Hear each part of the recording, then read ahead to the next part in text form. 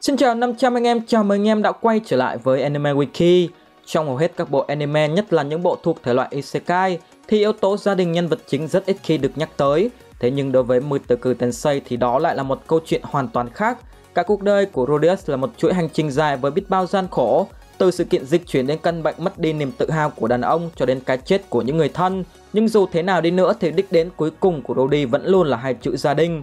Vậy gia đình yêu quý của Rudeus gồm những ai? Và tại sao cậu lại hy sinh hết mình vì họ đến vậy? Ngày hôm nay mời anh em cùng Anime Wiki tìm hiểu về những người con của Rudeus và tất tần tật về gia đình Greyrat nhé. Lưu ý vẫn như mọi khi, video này có chứa spoil, fan anime hãy cân nhắc trước khi xem.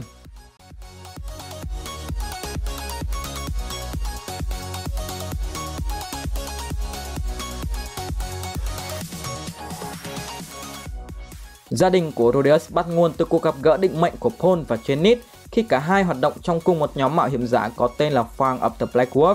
Thông tin của Paul thì hẳn anh em đã biết khá rõ trong video về Paul rồi phải không nào? Còn về Zenith thì cô xuất thân trong Latroya, một gia tộc có số má ở Thánh quốc Milis.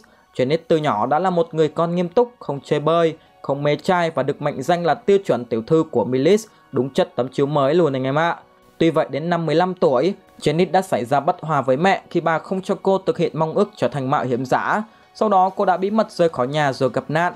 Người cứu cô không ai khác chính là Paul. Sau cuộc gặp gỡ định mệnh đó, Zenith gia nhập nhóm của Paul. Dù là mạo hiểm giả cấp S, thế nhưng cô không được mạnh cho lắm. Xuyên suốt cuộc phiêu lưu, công việc của Zenith chỉ có chữa trị và chữa trị mà thôi. Trải qua quãng thời gian gắn bó với nhau trong nhóm, Paul và Zenith cưới nhau. Họ rời khỏi nhóm và Fang of the Black Wolf cũng theo đó mà giải tán. Cặp đôi định cư tại làng Buina thuộc Pheda, một chốn kỳ ho có gáy gần biên giới vương quốc Asura. Với sức mạnh dẻo dai từ bên trong lẫn bên ngoài, Paul trở thành người bảo vệ làng, còn Zenith thì làm trị liệu sư trong một phòng khám. Công việc kiểu giống như bác sĩ ấy anh em.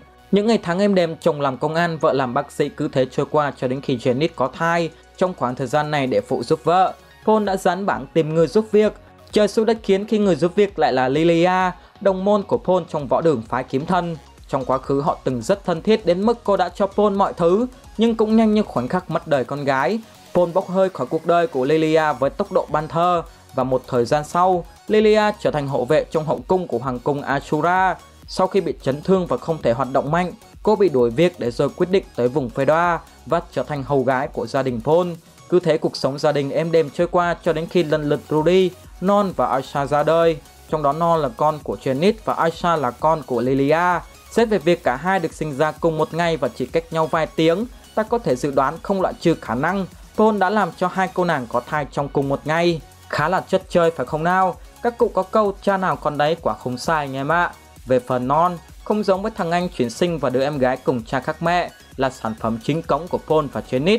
Non thừa hưởng những yếu tố di truyền nhất định từ cha mẹ, nhưng ngoại hình xinh đẹp của Zenith và năng khiếu kiếm thuật của Paul, dù nó không thực sự quá nổi bật.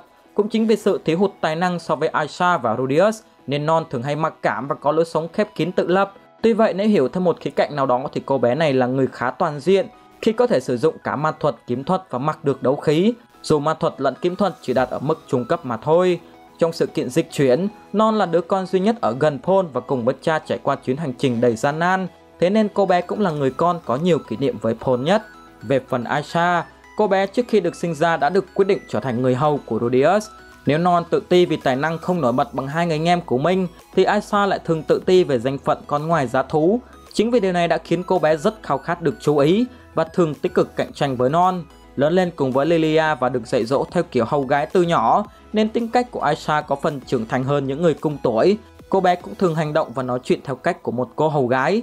Thế nhưng khi chứng kiến quá trình phát triển của Aisha, Rudy và những người trong gia đình dần nhận ra Aisha đích thực là một thiên tài. Cô bé thành thạo mọi yếu tố phép thuật cũng như kiếm thuật, trí tuệ tuyệt vời, khả năng làm việc nhà từ giặt đồ, nấu cơm, rửa chén hết sức điêu luyện.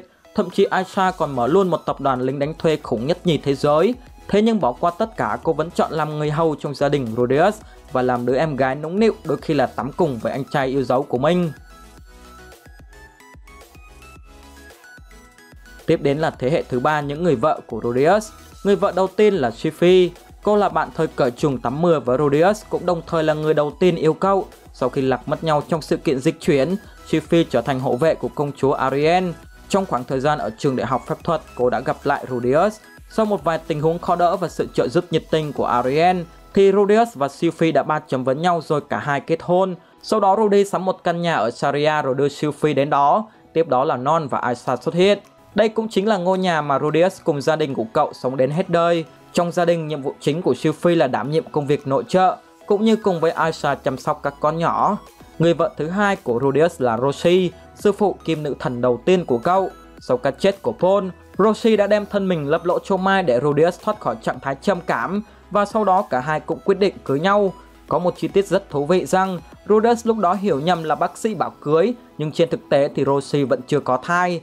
Nhiệm vụ chính của Rosie trong gia đình là phụ giúp Rudeus kiếm tiền và dạy bọn trẻ sử dụng pháp thuật. Người vợ cuối cùng của Rudeus là Eris, vốn trong danh sách này sẽ không có mặt cô. Thế nhưng nhờ sự xuất hiện của Rudeus từ tương lai và kèo gạ solo Yasuo, ý lộn kèo gạ đánh nhau của Eris với điều kiện nếu Eris thắng thì Rudeus sẽ cưới cô làm vợ, còn nếu cô thua thì cô sẽ tự động rời đi. Thời điểm đó Rudeus đã nhanh trí đầu hàng và đưa Eris về nhà. Trong gia đình, nhiệm vụ chính của Eris là dạy đám trẻ tập luyện kiếm thuật, ngoài ra thì không còn gì nữa. Thế hệ tiếp theo từ gia đình của Paul và Janet chính là con rể của họ, Rujek Chopard. Mặc dù Rujek không sống chung nhà với Rudeus, nhưng vì cậu đã xem Rujek là một thành viên trong gia đình từ lâu, nên tớ vẫn đưa anh ta vào danh sách này. Và người vợ của Rujek không ai khác chính là Non. Thực sự thì so về vấn đề tuổi tác, Non và Rujek cực kỳ chênh lệch, khi anh chàng quý tộc này hơn cô bé tới 560 tuổi. Thế nhưng mối lương duyên của họ thực sự rất sâu đậm, vì ở những vòng lặp trước khi Rudy xuất hiện, Non đều cưới Rujek. Câu chuyện bắt đầu từ khi Non lần đầu tiên gặp gỡ Rujek để rồi dần cảm mến và yêu anh ta. Về phía chiến binh của tộc Chopard, khi mắc bệnh và sắp chết, Non đã xuất hiện và chăm sóc anh chẳng màng khó khăn.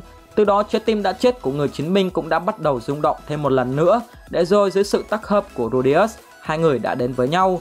Sẵn đây thì có một vài thông tin thú vị, đó là Non theo đạo Milis. Đạo này có một đức tin cực lớn, đó là quan niệm một vợ một chồng, suốt đời chỉ được yêu một người duy nhất. Đó cũng là lý do vì sao Non đã mắng Rosie các kiểu con đà điểu khi Rudeus tiết lộ rằng cậu sẽ cưới Rosie làm vợ hai. Nhưng đời lại trớ trêu thay khi mấy người theo đạo Milis trong mưu sơ cư toàn cưới những người đi ngược với quan niệm của họ. Ví dụ Janet có ông chồng là fuckboy chuyên nghiệp và có 2 người vợ.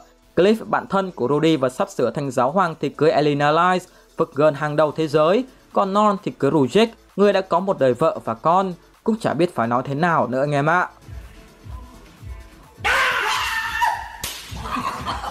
Tiếp theo đến thế hệ cuối cùng trong gia đình Rudeus, chính là con cháu của cậu. Xuyên suốt cuộc đời, Rudy có 6 người con và một đống cháu. Đứa con đầu tiên là Lucy Greyrat, sản phẩm của Rudeus và Sylvie. Lucy là một cô bé bình thường được kế thừa mái tóc nâu lãng tử của Rudeus và đôi tai nhọn của Sylvie. Lúc còn nhỏ, Lucy từng lầm tưởng rằng Ostis mới là cha của cô, vì ông có màu tóc giống với màu của Sylvie. Khi lớn lên, Lucy đã cưới Clyde Greenmore, con trai của Elena Lyles và Cliff. Rất thú vị khi Elena Lyles chính là bà cố của Lucy. Đứa con thứ hai là Lara Greyrat, con của Rudeus và Rosie. Cô là một thiên tài bẩm sinh và là vị anh hùng mà bộ tộc Dorodia đang chờ đợi. Ngay từ khi sinh ra, Lara đã có khả năng sử dụng thần giao cách cảm. Thậm chí từ khi còn nhỏ, cô bé đã có thể dự đoán trước tương lai, rồi từ đó cứu Rudeus một mạng. Lara chuyên sử dụng thuật triệu hồi và ma thuật bói toán. Trong tương lai xa, có thể cô còn sở hữu những sức mạnh khủng khiếp khác, khi cô đã cùng đồng đội tiêu diệt Laplace rồi cùng Ostis phong ấn Hitogami vĩnh viễn, và Lara cũng chính là người khiến Hitogami tìm mọi cách để ngăn cản không cho chào đời. Đứa con thứ ba của Rudeus là Ars Greyrat, sản phẩm của Eris và Rudy. Tên của cậu được đặt theo tên của vị anh hùng nhân loại Ars, là con trai của Eris. Ars cũng sở hữu mái tóc đỏ giống như mẹ mình, nhưng khả năng kiếm thuật chỉ đạt mức cao cấp của phái kiếm thân. Ngoài ra thì Ars cũng được kế thừa dòng máu rầm rê từ Paul và Rudeus, khi tiêu biểu là chỉ chú ý đến tâm hồn của các chị em, to hay nhỏ đều có thể dùng được. Sau này Ars đã cưới Aisha làm vợ. Vâng, đích thị là Aisha Greyrat, em gái của Rudeus đó anh em ạ. Rất thú vị khi chính Aisha là người đã chăm sóc Ars từ nhỏ đến lớn và chênh lệch tới hơn 15 tuổi. Điều này đã khiến cộng đồng fan hâm mộ ném đá dữ dội và khiến tác giả phải xóa luôn phần ngoại truyện đó. Nhưng ý định của ông về việc này vẫn chưa hề thay đổi một chút nào. Đứa con thứ tư là Sheikhat Saladin Greyrat, con của Rudeus và Sylvie. Cậu sở hữu mái tóc màu xanh lá đặc trưng và được đặt tên bởi Giáp Long Vương Berugius. Chắc hẳn anh em đang thắc mắc rằng cha cậu tóc nâu, mẹ thì tóc trắng, nhưng Sheikhat lại có tóc màu xanh lá. Tuy nhiên mái tóc xanh này đến từ việc con trai của Rudeus có kế thừa nhân tố Laplace trong người. Cũng chính vì điều đó nên Sheikhat là người con mạnh nhất của Rudeus, cũng như là người thông thạo kiếm thuật nhất trong gia đình, là đệ tử của Bắc thần Karaman III, Shekhard đã đặt danh hiệu Bắc Đế khi còn rất trẻ, rồi sau này trở thành tử thân hạng 5 của thất đại liệt cương. Mặc dù được đánh giá là mạnh hơn cả Rudeus, thế nhưng Shekhard lại không phụ giúp các anh chị em của mình trong công cuộc tiêu diệt Hitogami. Nếu anh em muốn tìm hiểu thêm về anh chàng này thì hãy xem phần ngoại truyện Nghĩa vụ thất nghiệp nơi Shekhard trở thành nhân vật chính nhé. Đứa con thứ 5 là Lily Greyrat, con của Rudeus và Roshi. Cũng giống như Lara, Lily có ngoại hình rất giống Roshi. Ngoài ra thì cô còn có một mối quan hệ kiểu isekai với chàng đầu rêu nào đó bên One Piece khi rất thường xuyên bị lạc đường. Lily là một người vô tư và rất đam mê với ma cụ.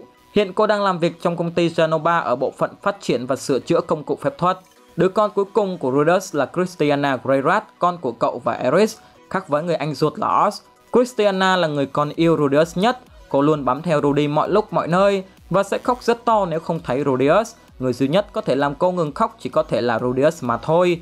Sau này Christiana có mối quan hệ với Edward Anemoy Ashura và định cư tại vương quốc Ashura. Mặc dù Rudeus có rất nhiều cháu, thế nhưng họ không xuất hiện nhiều mà chỉ có một bé gái với ngoại hình giống hệt Eris được giới thiệu vào lúc Rudeus sắp lìa đời. Cô được Rudy trao cho chiếc nhẫn long thần mà Ostrich đã ban cho cậu. Đồng thời ở trong tương lai mà Rudy được Hitogami cho thấy, cô gái ấy cũng là một trong những người cùng với Ostrich và Lara phong ấn Hitogami. Và đó là tất tần tật về gia đình Greyrat và những người con của Rudeus. Nếu thiếu thông tin gì thì anh em hãy để lại comment ở bên dưới video nhé. Còn bây giờ thì xin chào và hẹn gặp lại anh em trong những video sau của Anime Wiki.